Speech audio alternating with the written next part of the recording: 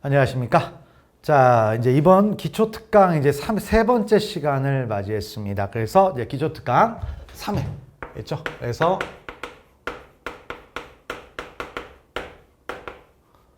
자, 3회째가 됐는데, 자, 이번 테마는 뭐냐? 바로 수사상 임의동행이라는 게 있습니다.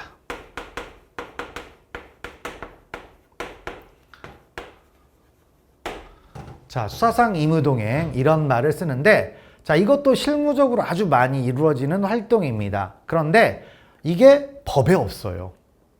형사소송법에 규정이 안 돼 있습니다. 물론 준칙이나 이런 데는 규정이 돼 있는데 이게 규정이 안 돼 있다 보니까 이게 남용 사례도 많이 있을 수가 있겠고 통제를 해야 된다는 사례들도 많이 있겠죠. 그래서 그런 내용인데요. 일단 어떤 얘기냐? 먼저 의의부터 보면은 자, 이제 수사기관이 뭐 하는 거다? 이제 피의자 등의 동의를 받아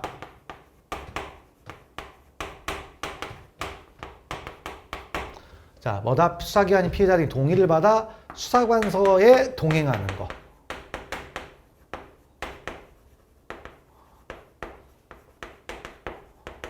자, 수사기관이 피의자 등의 동의를 받아서 수사관서까지 동행하는 거. 이 부분을 바로 수사상 임의동행이라고 합니다. 자, 수사상 임의동행이라고 하는데 문제는 이게 형사소송법에 규정이 돼 있다, 안 돼 있다? 규정이 돼 있지 않아요. 규정이 돼 있지 않습니다. 그러다 보니까 이게 과연 허용되는가 안 되는가 이런 거에 대한 논의가 있죠. 왜 그러냐면 이거 별거 아닌 거 아니냐 했는데 자, 우리가 전 시간에 살짝 얘기했죠. 뭐냐면 공권력이 뭔가를 요구하면 일반 국민들은 해야 되는 줄 알아요. 그러니까 수사기관에서 갑시다 라고 얘기할 때 가는 줄 안다 이거죠. 그럼 이거를 남용하는 사례가 많아질 거 아니에요. 그래서 이거를 통제해 볼 필요가 있다. 그래서 이제 허용 여부가 문제가 됐는데 자, 일단 허용 여부. 그래서 허용 여부는 어떻게 되느냐? 그래서 견해 대립은 있어요.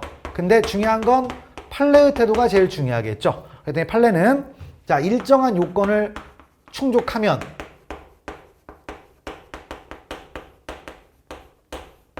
자, 일정한 요건을 충족하면 뭐가 된다? 자, 임의 수사로서 허용이 된다라는 거죠. 자, 일정한 요건을 충족하면 뭐 할 수 있다? 임의 수사로서 허용이 된다라는 겁니다. 즉, 임의 수사가 된다 이거죠. 그래서 허용이 돼요. 영장 같은 것도 없어요. 그래서 활용을 할 수가 있는데 판례가 이 일정한 요건을 만들어줬는데 이 일정한 요건은 매우 엄격하게 만들어 놨습니다. 그래서 그 일정한 요건은 뭐냐? 이런 거예요. 동행 거부권이 있음을 미리 고지하거나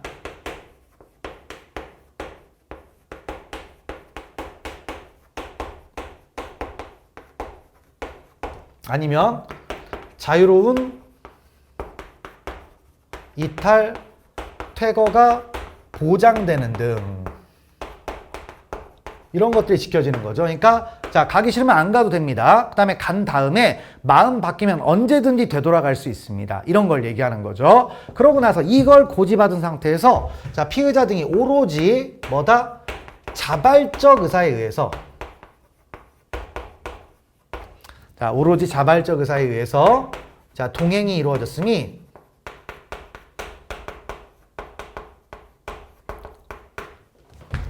자, 객관적인 사정에 의해서 명백하게 입증된 겁니다.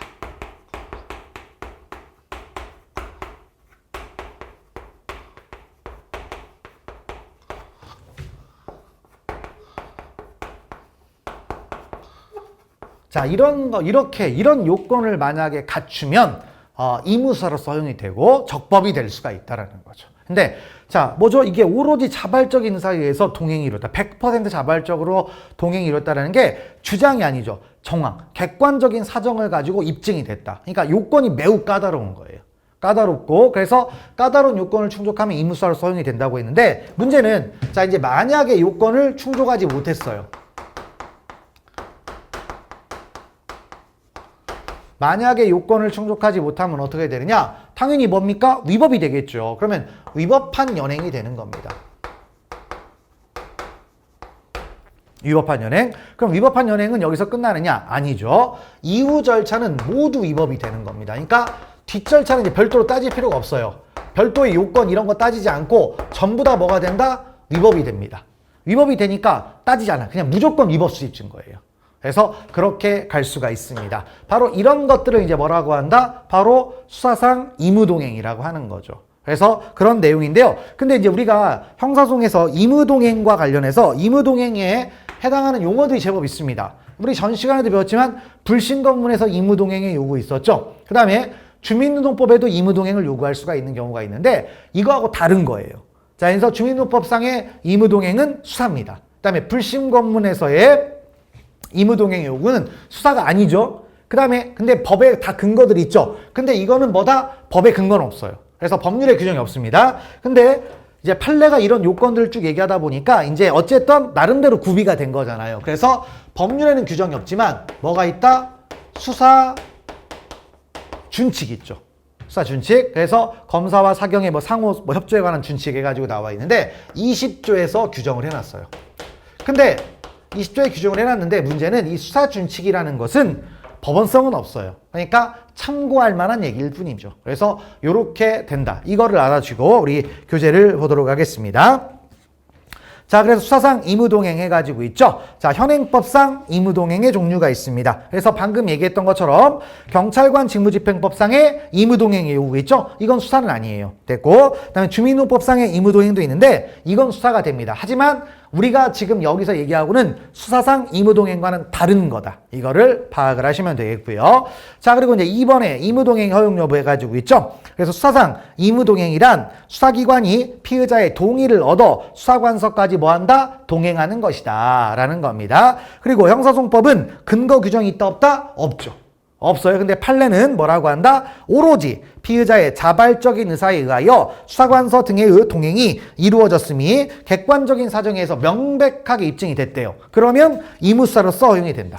이렇게 얘기를 했고요. 그래서 이렇게 판례가 나오다 보니까 수사 준칙에다가 법률은 아니지만 준칙에 규정을 했다라는 거죠. 그래서 최근 신설된 수사 준칙 규정은 검사 또는 사법경찰관은 의무동행을 요구하는 경우 상대방에게 동행을 거부할 수 있다는 것과 동행하는 경우에도 언제든지 자유롭게 동행 과정에서 이탈하거나 동행 장소에서 퇴거할 수 있다는 것을 알려야 된다. 그래서 요걸 규정을 했다라는 겁니다. 근데 법률에는 없어요. 그걸 알아두시면 되겠죠. 자, 그래서 이제 판례의 태도를 들어가는데, 자, 1번 해가지고 판례가 나와 있죠? 거기 1번에 1번이 있는데, 요걸 처음으로 얘기했던 사건이에요. 얘기했던 사건입니다. 그래서 그 부분이고, 근데 요건을 충족하지 못하면 어떻게 된다? 위법이죠. 위법이면 위법한 연행이 되니까 이유 절차는 따질 필요가 없어요. 그래서 2번으로 가보시면 뭐가 있느냐? 우리 도주죄 사건이라는 게 있어요. 형법에 도주죄라는 죄가 있습니다. 자, 근데 도주죄는 이런 거예요. 법률에 의하여 구금된 자가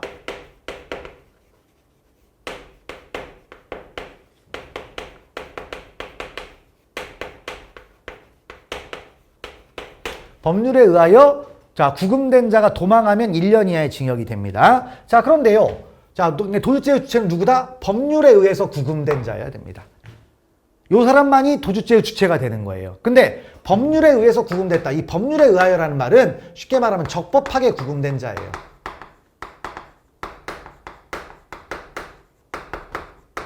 적법하게 구금된 자. 그러면 위법하게 구금된 자면 어떻게 됩니까?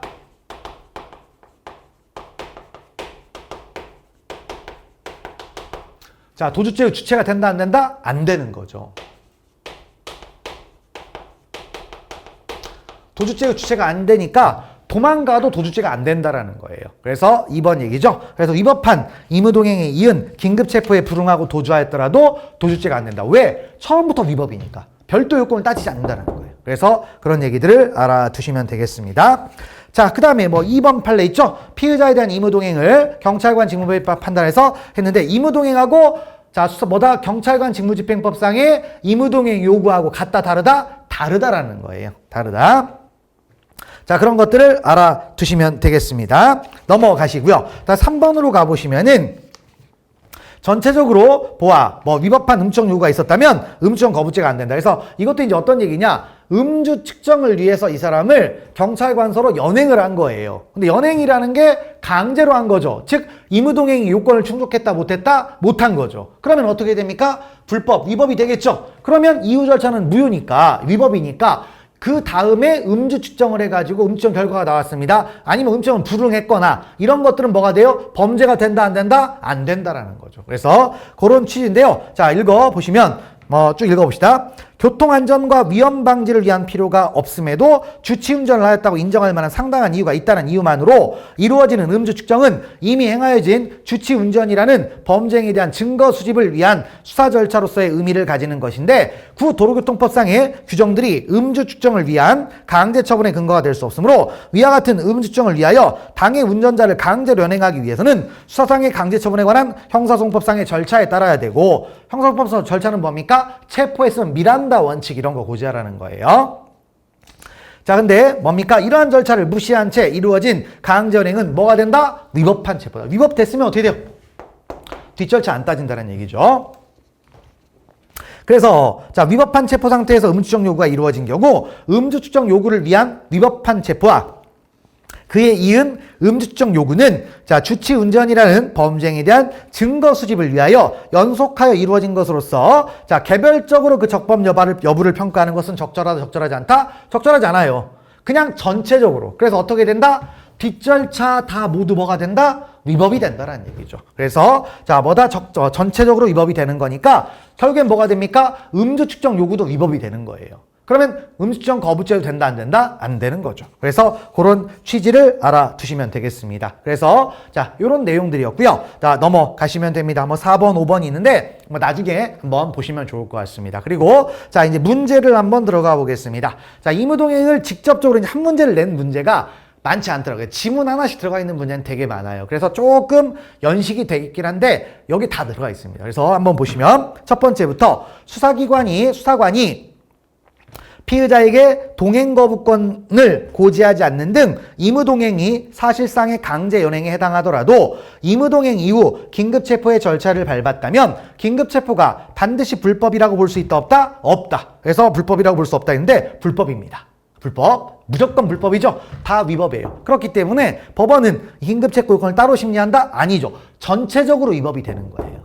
전체적으로. 그래서 1번 틀렸다라는 거고요. 그다음 2번, 의무동행은 오로지 피의자의 자발적인 의사에 의하여 수사관서에 동행이 이루어졌음이 객관적인 사정에 의해서 명백하게 입증된 경우에 하나요? 적법하다. 알겠죠? 그다음에 세 번째, 의무동행은 아직 정식에 체포 구속된 피의자에게 부여되는 각종의 권리보장 장치가 제공되지 않는 등 형사소송법의 원리에 반하는 결과를 초래할 가능성이 커 원칙적으로 제한되거나 매우 엄격한, 이게 매우 엄격한 요건이잖아요. 그걸 얘기하는 거였고요. 다음 네 번째, 의무동행이 불법인 경우 불법 체포감금죄가 성립할 뿐만 아니라 만일 피의자가 도주한 경우에도 도주죄가 성립할 수 있다, 없다? 없죠. 왜? 위법이 되니까. 그래서 자, 법률에 의하여 체포 또는 구금된 자가 아니기 때문에 적법한 얘기라는 거죠. 그래서 그런 취지를 알아두시면 되겠습니다. 자, 이렇게 해서 이제 뭐가 되죠? 수사상 의무동행. 상당히 이제 의미가 있는 내용인데요. 잘 보시면 돼요. 그러니까 이 흐름들이 다른 판례도 계속 투영이 되고 있습니다. 그래서 그런 것들을 여러분들이 파악을 잘 하시면 될 것 같습니다. 자, 이렇게 해서 이제 또 짧지만 자, 테마 특강, 자, 기초 특강 해가지고 세 번째 시간까지를 마무리를 짓도록 하겠습니다. 자, 수고하셨습니다.